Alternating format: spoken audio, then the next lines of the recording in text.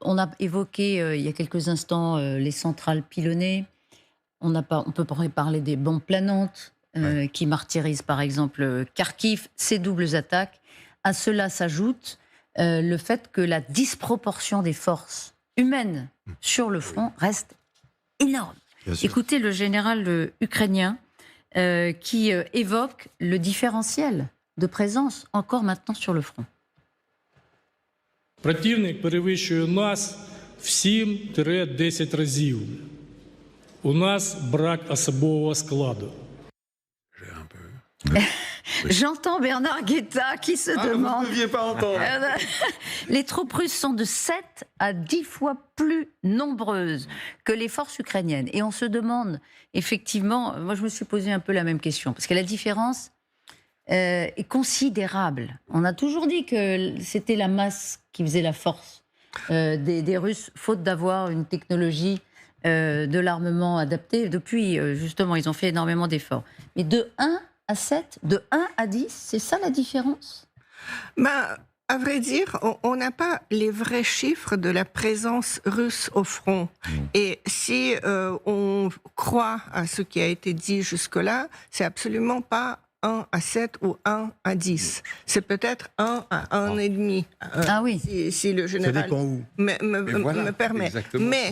Mais Alors là, il parle principalement aussi de l'Est. Hein. Mais voilà. Mais je pense que ce qu'il veut dire, c'est pas la présence factuelle à tel ou tel endroit. Peut-être dans quelques endroits, c'est en effet cette proportion-là, mais c'est sûrement C'est quoi? pas vrai pour C'est les l'ensemble stocks? du front. Non, c'est la capacité totale. Et la capacité totale en Russie, bien sûr, rien que du fait qu'il y a 3 fois et Bien demi sûr. plus de population, qu'ils mobilisent, mobilise, mais aussi recrute en tant que, on peut dire, mercenaire, contractuel, une quantité qui peut facilement être encore beaucoup plus Oui, ce élevée. sont les réserves. Ils ont des Si on réserves. peut pas dire Ceci- alors que les Ukrainiens n'en ont pas, Galia. Non, Cette semaine, non, on en a beaucoup parlé. Non, vous savez, c'est pas vrai. Par exemple, Medusa, dans la publication d'hier, a fait le calcul qu'en principe, l'Ukraine pourrait livrer jusqu'à 5 millions d'hommes, peut-être d'hommes et femmes, sur le champ de bataille.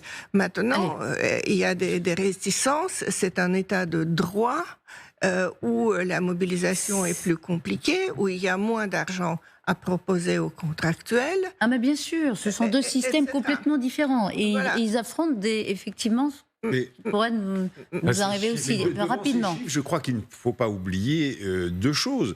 C'est premièrement, comme le disait le général Trinquant, il y a certainement des points, des endroits du front sur lesquels les Russes se préparent ou essayent de se préparer à des offensives massives, où la disproportion est très grande. De 1 à 7, j'en sais rien, mais la disproportion peut être très grande et en défaveur des Ukrainiens. Mais il ne faut pas oublier une deuxième chose, c'est que les autorités ukrainiennes ont besoin de convaincre, premièrement, la population de la nécessité de nouvelles mesures de mobilisation, et deuxièmement, ont besoin d'alerter leurs alliés occidentaux sur les besoins d'armes. Donc, ils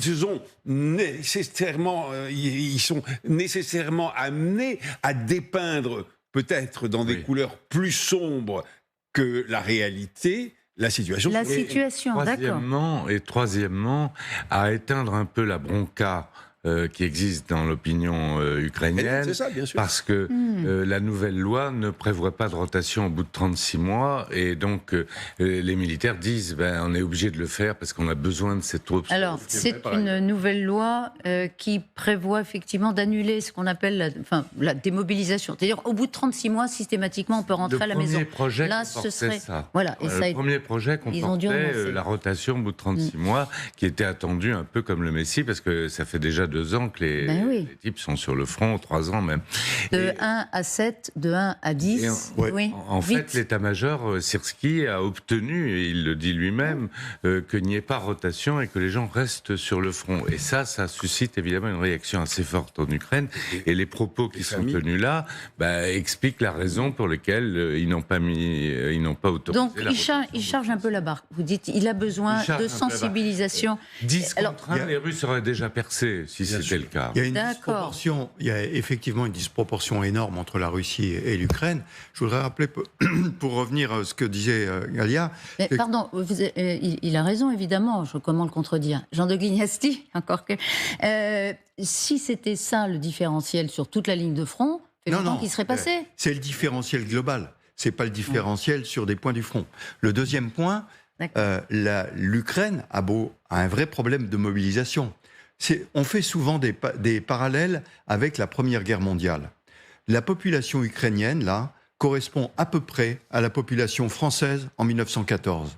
Et on ne parlait pas en centaines de milliers de soldats, on parlait en millions de soldats. La France a mobilisé des millions de soldats. Et pour revenir sur les 36 mois de combat, etc., moi, j'ai pas souvenir qu'en 1914, on ait dit aux soldats, on va vous libérer de vos obligations militaires au bout de 3 ans.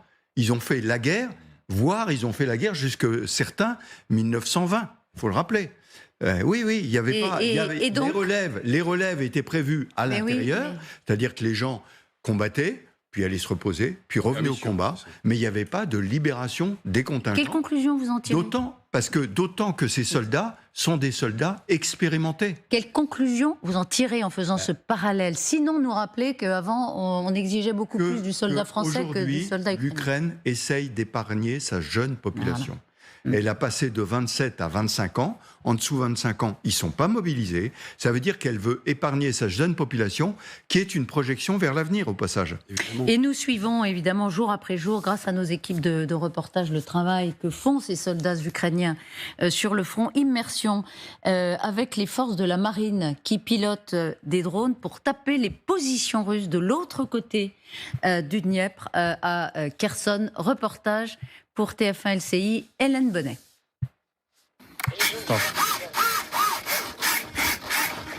Dernière vérification, le drone fonctionne. Igor et Sacha se pressent.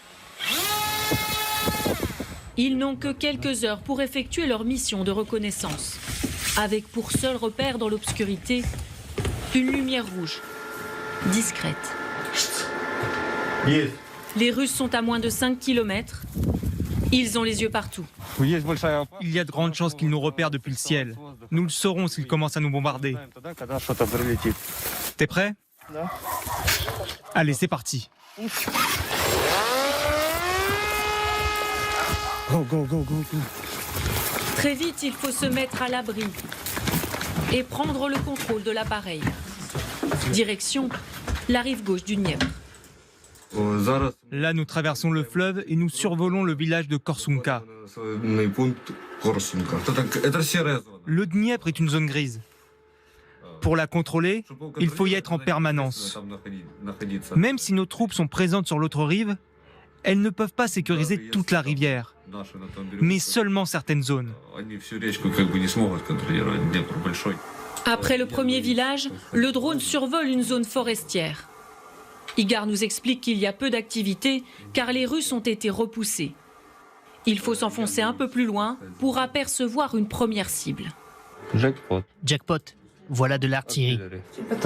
Les informations recueillies sont transmises au quartier général qui décide du mode d'action sur le terrain. Cette équipe de dronistes a reçu les coordonnées d'un nouvel objectif, un checkpoint russe de l'autre côté du fleuve sur lequel elle veut mettre la pression. Il y a un mois, les Russes affirmaient avoir repoussé les forces ukrainiennes de la rive gauche. Timur nous confirme qu'elles y sont toujours. Évidemment, c'est beaucoup plus difficile pour eux de garder un pied là-bas. Il y a beaucoup de problèmes logistiques. Mais nos gars tiennent. Ils installent des têtes de pont pour que nous puissions un jour traverser la rivière. Personne n'oublie les territoires occupés. On ne veut pas les abandonner. On rêve tous d'y planter à nouveau le drapeau ukrainien. Dans ce combat, le Dniepr est un obstacle autant qu'un allié. Difficile à franchir pour reconquérir le territoire, il est aussi une ligne de défense pour résister à toute nouvelle offensive russe dans la région de Kherson.